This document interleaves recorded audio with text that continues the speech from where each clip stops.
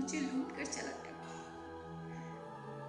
अगर मुझे तो उसका घर मालूम है, जो उसने एक बार मुझे दिखाया था, और उस दिन मुझे झूठ बोलकर किसी और के घर ले गया। मुझे लगता है मुझे उसके पहले वाले घर जाकर उसके बारे में मालूमात करनी चाहिए।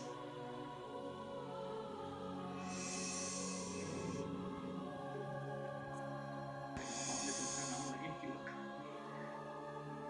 तुम था उनके नाम निकलो निकलो निकलो मेरे घर से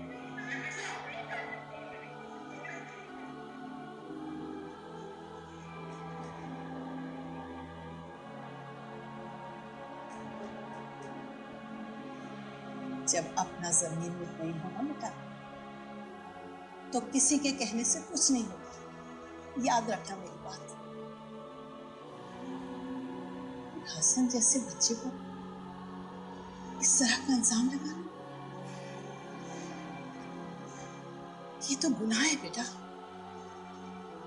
हुमानी जान बिल्कुल ठीक कह रही है। वो तुम्हारे साथ कुछ भी कर सकते थे, मगर उन्होंने तुम्हारा इलाज करना और तुम्हारी हिफाजत की। हसन मेरी बहुत इज्जत करते हैं हम भी।